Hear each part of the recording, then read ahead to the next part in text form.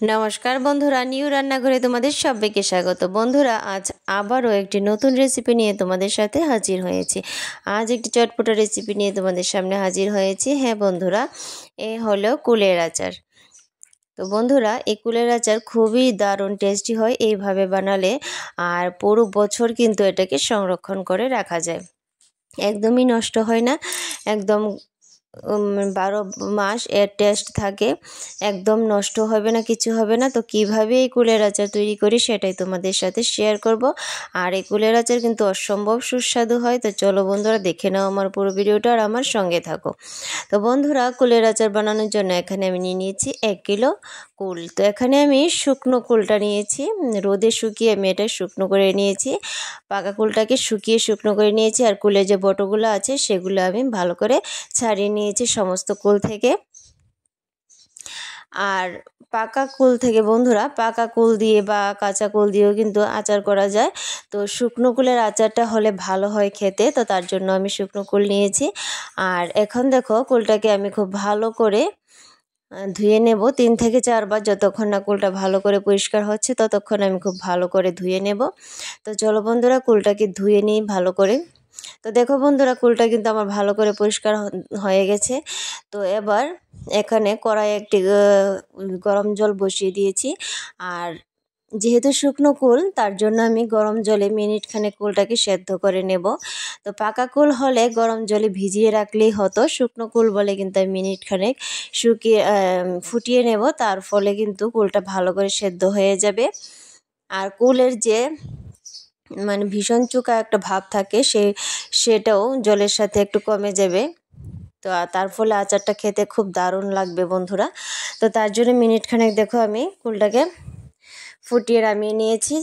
তো এবার দেখো, কুল আচার বানাতে কিছু মশলা দিতে হয়, না হলে আচারের টেস্ট আসে না। তার জন্য নিয়েছি আমি এখানে গোটা ধনে, গোটা মৌরি, কটি শুকনো লঙ্কা, 2টো তেজপাতা। তো সমস্ত ফোড়নগুলো এবার শুকনো কড়াইয়ের মধ্যে আমি ভাজি করে নেব। তো বন্ধুরা, এই শুকনো মশলাটা ছাড়া কিন্তু আচারের টেস্ট আসবে না, এই মশলাটা অবশ্যই প্রয়োজন। তো সবার প্রথমে তার জন্য এই মশলাটা তৈরি করে নিচ্ছি। তো এবার গ্যাসের আঁচটাকে কমিয়ে ভাজিটা করব, তাহলে খুব ভালো করে ভাজি হবে, পুড়ে যাবে না, নতুবা পুড়ে যেতে পারে। তো আমার কিন্তু সমস্ত ফোড়নগুলো ভাজি হয়ে গেছে। তো এবার নামিয়ে নেব। তো বন্ধুরা, নামিয়ে একটি গ্রাইন্ডারে আমি নিয়ে নেব উপকরণগুলো, নিয়ে ভালো করে পেস্ট করে নেব। তো চলো মশলাটা আগে ভালো করে পেস্ট করে নিই। তো দেখো বন্ধুরা, মশলাটা কিন্তু আমার একদম তৈরি হয়ে গেছে। আর আচার বানাতে এই মশলাটা অবশ্যই প্রয়োজন, না হলে আচারের টেস্ট আসবে না। আর এখানে দেখো, আমি নিয়ে নিয়েছি 500 গ্রাম গুড়। তো গুড় দিয়ে আচারটা তৈরি হবে, তার জন্য আমি 500 গ্রাম গুড় নিয়েছি। আর যেহেতু প্রথমে কুলটাকে সেদ্ধ করে আমি জলটা ফেলে দিয়েছি, কুলের টক ভাবটা একটু কমে গেছে, তার জন্য 500 গ্রাম গুড়ি নিয়েছি। আর এখানে দেখো, আমি গুড়টাকে প্রথমে জলের মধ্যে গুলে নেব। তো চলো জলের মধ্যে প্রথমে গুড়টাকে গুলে নিই। তো বন্ধুরা, গুড়টা কিন্তু আমার গুলে গেছে জলের মধ্যে। আবার সেদ্ধ করা কুলটা এর মধ্যে দিয়ে দেব। তো চলো কুলটা এর মধ্যে দিয়ে দিই, গুড়ের মধ্যে।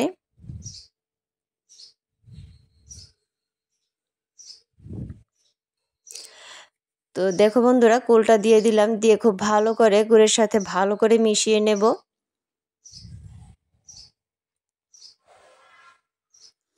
তো খুব ভালো করে কিন্তু আমি গুড়ের সাথে কুলগুলোকে মিশিয়ে নেব।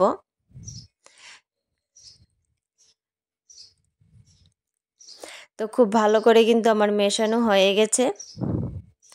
এবার এর মধ্যে দিয়ে দেব পরিমাণ মতো লবণ।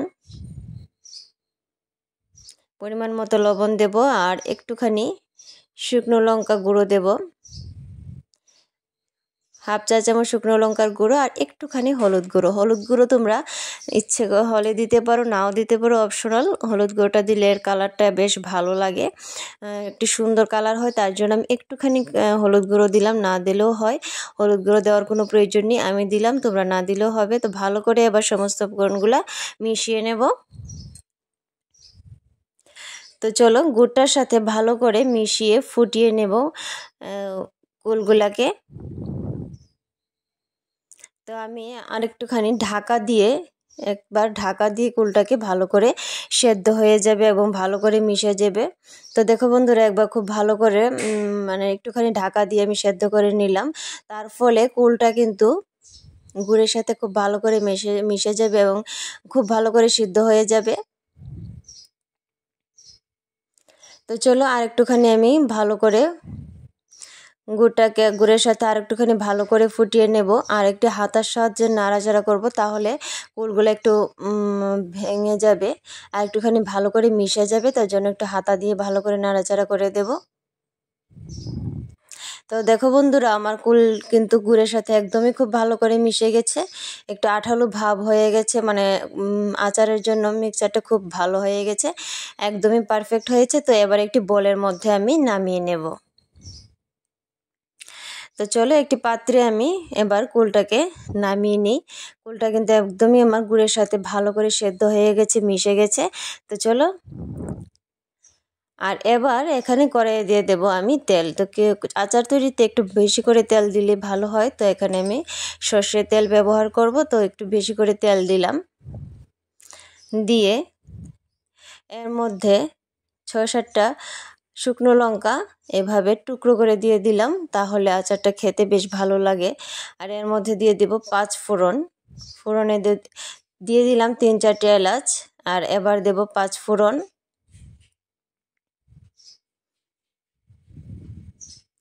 দিয়ে দিলাম 5 ফোড়ন, আর দেব সর্ষে। তো কিছুটা গোটা সর্ষে দিলাম। তো দিয়ে এই মশলাটা আমি ভালো করে লাল করে নেব। তো মশলাটা আমার একদমই তৈরি হয়ে গেছে, সম্বাসটা। তো এবার আমি কড়ার মধ্যে কুলগুলা দেব না, আমি যে পাত্রে কুলগুলা নিয়েছি সেই পাত্রে আমি তেলটাকে দিয়ে দেব। তো বন্ধুরা, আমি দুঃখের সাথে জানাচ্ছি যে আমি যে তেলটা কুলের মধ্যে দিয়ে দিলাম, সেটা দেওয়ার সময় ক্যামেরাটা আমার বন্ধ ছিল। আমি ভেবেছিলাম ক্যামেরাটা অন আছে, কিন্তু পরে দেখলাম ক্যামেরাটা বন্ধ, তার জন্য সেটা আমি দেখাতে পারিনি। কিন্তু আমি তেলটাকে কুলের মধ্যে দিয়ে খুব ভালো করে দেখো, এবার বলের মধ্যে আমি সমস্ত তেলটাই দিয়ে দিলাম। তোমরা বলটা দেখলে বুঝতে পারবে যে তেলটা কিন্তু বলের মধ্যে দেওয়া হয়ে গেছে, দিয়ে কুলের সাথে খুব ভালো করে মিশিয়ে নিয়েছি। তো বন্ধুরা, এবার দিয়ে দেব যে ভাজা মশলাটা, সেই মশলাটা এবার দিয়ে কুলটাকে ভালো করে নাড়াচাড়া করে নেব, তাতে কিন্তু কুলের ফ্লেভারটা দারুণ আসবে। আর তেলটা বলের মধ্যে দিয়ে নাড়াচাড়া করলে যে তেলের যে ভাজা সম্বাসের যে তেলের যে ফ্লেভারটা, সেটাও থাকে, আচারটা খেতে দারুণ লাগে। তোমরা একবার এইভাবে ট্রাই করে দেখো, খুব ভালো লাগবে। তো মশলাটা দিয়ে ভালো করে আমি মিশিয়ে নিয়েছি। তো বন্ধুরা, কুলের আচার কিন্তু আমার একদমই পারফেক্ট হয়ে গেছে, রেডি হয়ে গেছে। তো আমি যে বললাম এটাকে বছরব্যাপী আমরা সংরক্ষণ করব। তো বছরব্যাপী সংরক্ষণ করার জন্য এর মধ্যে দিতে হবে 1 চামচ ভিনিগার।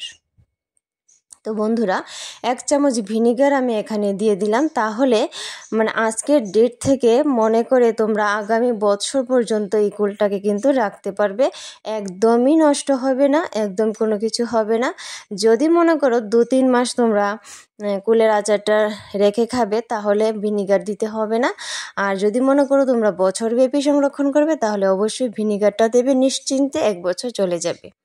তো বন্ধুরা দেখো, কুলের আচার আমার একদমই পারফেক্ট হয়ে গেছে, দেখতে কিন্তু বেশ লাগছে বন্ধুরা, আর খেতে তো অবশ্যই সুস্বাদু। এইভাবে কুলের আচার তোমরা একবার তৈরি করে দেখো, দারুণ টেস্ট হয় খেতে, আর নিশ্চিন্তে 1 বছর সংরক্ষণ করে রাখতে পারবে। তো বন্ধুরা চলো, কুলের আচার তো আমার একদমই রেডি হয়ে গেছে। তো তোমাদের কেমন লাগলো এই কুলের আচার বানানোর রেসিপিটা, অবশ্যই আমাকে কমেন্ট করে জানাবে। আর ভিডিওটি ভালো লাগলে অবশ্যই লাইক আর শেয়ার করে দেবে, আমার চ্যানেলটিকে সাবস্ক্রাইব করে আমার পাশে থেকো। আজ এ পর্যন্ত।